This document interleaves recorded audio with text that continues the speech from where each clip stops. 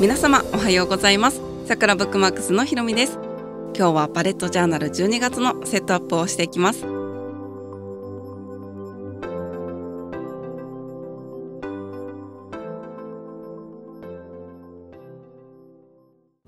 はい、ということで12月のセットアップ、今年も残り1ヶ月となりました。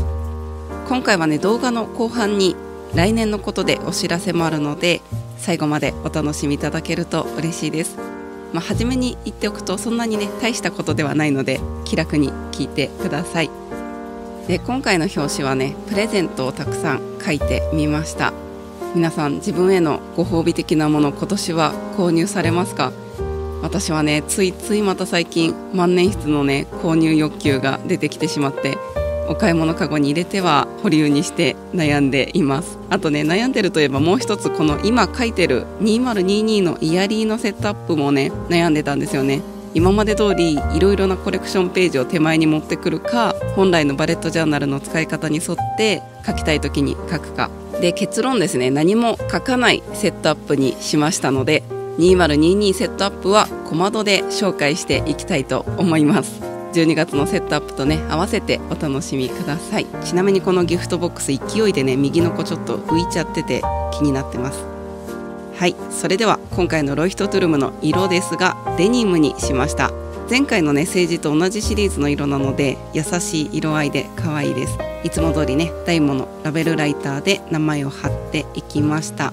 でね、今回もノートの扉に年間カレンダーを書いていくことにしたんですけど、右側のねノートの文字を消したくて MD ペーパーを上から1枚貼りました。ただこれね、あまりうまく貼れなかったのでおすすめはしません。あとね、1年この年間カレンダーを運用してみて分かったんですけど、実際にね必要になって使ったのって1回だけだったので、これはね飾りで書いていますカレンダーはね机にあったりスマホでも見れるので、だからね公式本のセットアップでは年間カレンダーがないのかなと思いました。なので年間カレンダーをね書いたり貼ったりするのが面倒に感じている方は、まずはね書かないで使ってみるっていうのもねいいと思います。で、逆にノートの初めにねいろいろと書いて楽しみたい方は、過去動画を概要に貼っておくのでご参考にしていただけると嬉しいです。マンスリーもね私はいろいろ書いてるんですけど、これもねシンプルにできるので、基本の使い方の動画もご参考にしてください。それではイヤリーのセットアップの途中ですが、ここからは恒例のこの1ヶ月の出来事、今回はゲッシーズのことをお話ししていきたいと思います。ペンネくんがハロウィンに1歳のお誕生日を迎えました。メルちゃんの時と同様にねお誕生日プレートを作ってあげたんですけど、あまりのね嬉しさに膨らんでしまって、なんか食べれば食べるほどどんどん膨らんでいっちゃう様子が可愛くて、ペンくん可愛いねって言いながらお祝いをしていました。これはね多分美味しくてね周りに取られないように警戒モードに入っちゃったのかなと思うんですけど、ほんとねそれぞれに個性豊かで可愛いです。他の子たちのニュースはね、メルちゃんが輪くぐりを覚えました。これはね、メルちゃん天才って毎日褒めてあげてたら、最近はね往復もできるようになったので今度撮っておきます。それからひまりちゃんですね。ケージの扉にね自分で登って出るのが怖くて今までできなかったんですけど、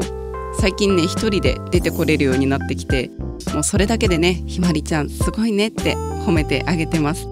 出てくるかな、出てくるかな、出てきますね、出てきます、出てきます。はい、出れました。そんなね平和な日々を送っております。で、 YouTube の方は来月もね出したい動画たくさんなんですけど、12月なので今年もね買ってよかった文具ランキング下半期版は必ずやるので楽しみにしていてください。あとね、魔が差したらね買ってよかった文房具以外のランキングもねやりたいなと思ってるので、密かに楽しみにしていてください。時間があって魔が差したらやろうと思います。ということで、来月の告知も終わったところで、そろそろねセットアップも後半に入ったので、冒頭にお話しした来年のことについてご報告したいと思います。実はですね、このロイヒトトゥルムバレットジャーナルで使い始めて7冊目になるんですが、今回で一旦離れようと思います。これはね私にとっては大きな出来事です。きっかけはですね、やはり神回ですね。知ってしまいました。そう、知らない世界がね広すぎたんです。それで今使ってるバレットジャーナルの11月のページが足りなくて、トモエリバーを英語サイズにカットして最後のページに10枚ぐらい糊で貼って使ってるんですけど、これがねすごく良かったんですよね。それでトモエリバーが今後も製造されるニュースは見てほっとしてるところではあるんですけど、現状クリームの無形英語サイズのノートって販売されてなくて、自分でね製本することも考えたんですけど、長期スパンで考えると300ページぐらいのノートをね自分で毎回作っていくっていうのはね結構厳しいなっていうのと、あとね欲を言うともう少し裏が透けないように紙が厚くてもいいなっていうのもあったりして、とにかくですね1回の紙会でトモエリバー一択にするのもね気が早いなということで、2022年上半期は新しいバレットジャーナルのノート選びに向けて紙会英語サイズノート探しの旅を始めたいと思います。やっぱりね紙だけ良くても製本された状態が書きやすいことも大事なので、その辺も含めたねレビューをして皆様のねノート選びのご参考にもなればと思います。でロイヒトツルムはね紙の色味といいね、万年筆の書き心地といいね、今まで使ってきたノートで一番好きなノートだったんですけど、インクのね裏抜けだけが毎回ねインクを変えるたびに悩まされるところではあったので、バレットジャーナルにね使っていきたいと心底思えるノートに出会っていきたいと思います。で今回ね裏抜けが激しかったページは糊付けをしたんですけど、このインクでねカリグラフィーペンで書くとどうしても少しの裏抜けは毎回してしまうので、次回からはねマンスリーのコレクションページは全部糊付けをして裏抜け対策しようと思いました。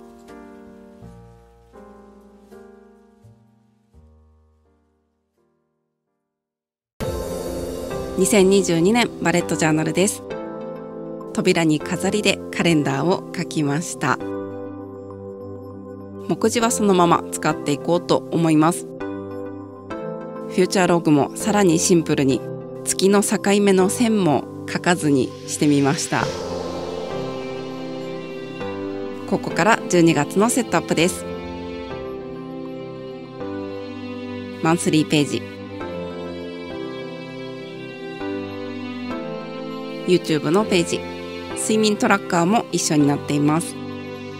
右はアイデアのページです。習慣トラッカーとムードトラッカーのページ、デイリーページ。以上バレットジャーナル12月のセットアップでした。この動画が面白かった、参考になったという方は高評価やチャンネル登録していただけると嬉しいです。来月の文具や文具以外の買ってよかったランキング、来年から始まる神回英語ノート探しの旅もお楽しみにしていてください。それでは本日も最後までご視聴いただきありがとうございました。また次の動画でお会いしましょう。さくらブックマークスのひろみでした。